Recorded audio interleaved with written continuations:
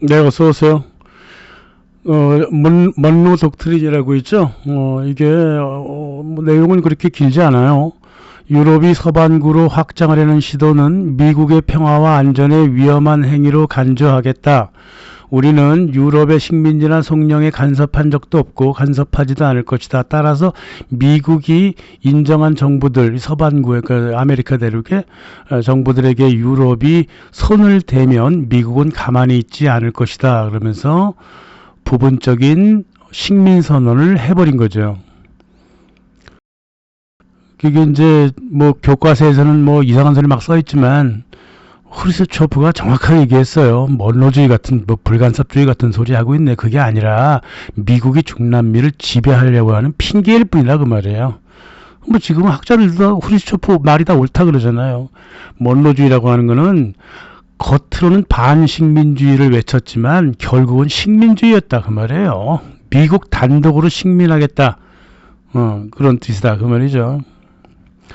그러니까 남미는 미국이 먹을 테니까 유럽은 뒤로 빠지라.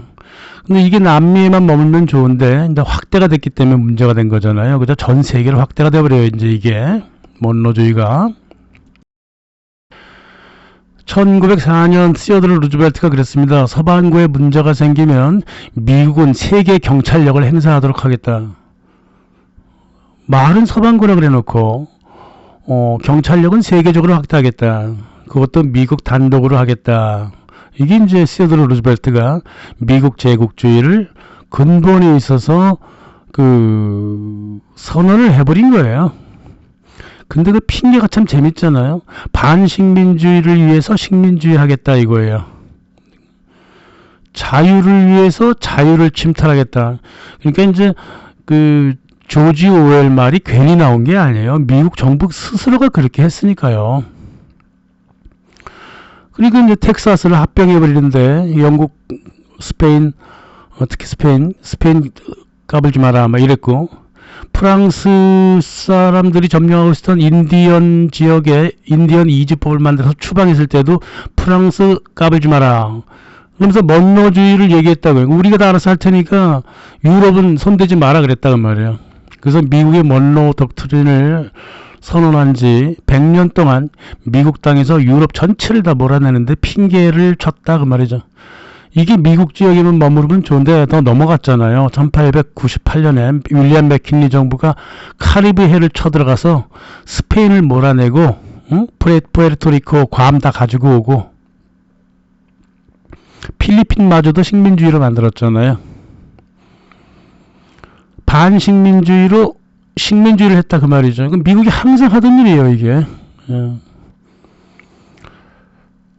이게 그리고 저 시어드러 루즈벨트는 일본 정부한테 뭐라 그랬냐면 우리는 뭐 태평양에 신경 안 쓸 테니까 니네 일본은 유럽 가까이 쪽으로 가지도 말라 그랬습니다. 그러면서 아시아 공영권을 하라 그랬어요. 그걸 뭐라 그랬냐면 제페니스 먼로 독트린이라 그랬습니다. 일본도 먼로 독트린 같은 거 해라. 누가 뭐래?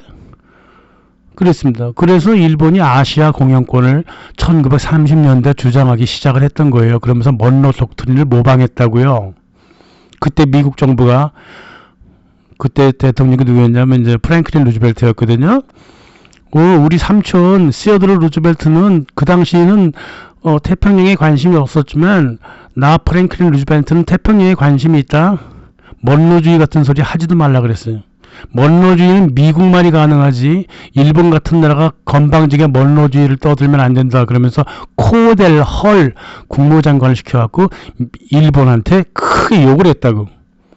미국은 되지만 일본은 안 된다 그랬습니다. 그래서 참 웃기죠 이게. 1914년 우드로 윌슨이 1차 세계대전에 참전하려고 작정을 했잖아요. 그러면서 먼로주의를 또 외쳤어요. 저는 모든 국가가 한마음으로 먼로 대통령의 독트린을 세계의 독트린으로 채택해야 한다고 제안합니다. 즉 미국 세계 제국주의 선언을 해버린 거죠. 세계 개념으로 확대가 돼버린 거예요. 우드로 윌슨을 통해서. 해리 트루먼도 그랬습니다. 자기 트루먼 독트린 트루먼 내세웠잖아요. 소련 핑계 대면서 그리스와 터키에 미국이 개입을 해버렸다고요. 이게 미국 정치의 전통이 돼버렸어요. 먼로주의가 실은 말만 안 할 뿐이에요. 조지 캐넌이 먼로주의를 이렇게 정확하게 이제 수정을 조금 했거든요. 뭐라 그랬냐면요. 이게 이제 조지 캐넌의 이 계획이 헨리 키신저의 정치를 그대로 포맷시켰고, 지금까지 미국 정부의 대외 정책의 핵심이 되어버립니다. 가만 들어보시자고요. 한 나라가 공산화 되는 것은 그 나라 국민들이 책임감이 없어서이다.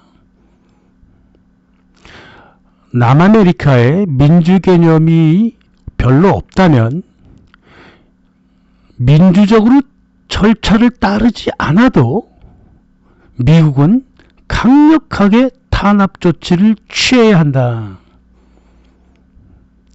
다시 말하면 공산주의는 무조건 나쁜 것이기 때문에 미국이 판단해서 저 나라가 조금 좌파적으로 흘러갈 것 같다 그러면 무조건 군대를 보내갖고 폭력을 행사하겠다. 이게 먼로주의의 마지막 모습이에요. 그렇습니다. 반민주적인 국가에는 민주적인 절차를 따를 필요가 없이 군대를 보내서 폭격해버리자 이 말이다. 이게 미국 정책의 아주 기본이었다고 말이에요. 그래서 1954년부터 먼로주의를 앞세워서 과테말라에 개입했고, 린던 존슨은 도미니카 공화국에 쳐들어갔고, 헨리 키신저는 칠레 대선에 개입했고, 아이엔데 정권을 전복시켜버렸고, 엘살바도르, 니카라가 다 들어갔죠. 이게 바로 조지 캐넌의 미국이 판단해서 나쁘다 생각하면 무조건 나쁜 나라고, 그리고 그 나라에는 폭력을 행사해도 좋다. 이랬다고. 그랬더니 1970년대 중반인가 언젠가 소련의 브레즈네프가 그랬죠. 소련도 먼로주의를 선택하겠다 그러면서 우리가 쌓아놓은 국가의 그 사회주의적 질서를 흐트러뜨리는 일이 있다면 우리 소련은 그 나라의 내정에 개입할 권리가 있다. 이거를 브레즈네프 선언이라 그래요. 이게 먼로 독트린과 똑같아요. 그러니까 미국이 꼼짝 못하고 아이고 괜히 이런 말 해가지고 먼로주의는 단어 쓰지 말자 그랬습니다. 그래서 1970년대부터 지금까지 먼로주의라고 내세우는 것은 미국 정부의 얼굴에 그 깎이는 문제이기 때문에 안 내었다가요. 그랬다가 소련이 해체되고 러시아가 약화되고 그러면서 다시 먼로주의를 들고 나왔다 그 말이에요. 근데 지금 먼로주의 또 떠들려고 그러는 사람들이 있는데 이제 이건 다른 의미예요. 미국의 국력이 그만큼 약해졌다는 걸 뜻하는 거예요. 지금의 먼로주의는 마지막 발악하고 있는 거죠. 미국이 먼로주의 그대로 베네수엘라를 침공했네요. 근데 이게 조금 이상하지 않습니까? 중국과 러시아의 이익이 상존하고 있는데 그 상태에서 베네수엘라를 쳐들어갈 수는 없어요. 미국 단독으로 그리할 수 없단 말입니다. 분명 2025년 러시아 미국 알래스카 회담에서 이 얘기가 있었을 거예요. 러시아의 양해를 구하고 그 이익에 대한 보상 얘기 다 했을 겁니다. 당연히 중국 시진핑한테 그랬겠죠. 그리고 또 베네수엘라 내부로서는 군부나 정부 사이에 조율이 있었겠죠. 마두로만 납치하게 해주면 베네수엘라 경제지도 풀어주고 석유 사업에 미국만 참여하는 게 아니라 중국하고 러시아 지분도 보장해주겠다. 뭐 이런 협상이 있었겠죠. 그래서 또 베네수엘라 정부하고 군부하고도 당연히 협상했을 것이고 여러 가지 그러지 않고서 대통령 납치가 이렇게 쉽게 할 수가 있나요? 미국한테 양보한 그 베네수엘라를 양보해버렸으니까 러시아는 우크라이나를 가져갈 것이고 중국은 대만 문제를 아주 주도적으로 해결할 거잖아요. 다시는 미국이 우크라이나나 대만 문제에 끼어들지 않도록 환경을 이렇게 만들어버렸네요. 그죠? 미국이 이렇게 계속 약속대련 하는 걸 보면 전에 그 이란에서도 이란하고도 약속대련 하더만 이번에 베네수엘라하고도 약속대련을 했단 말이야.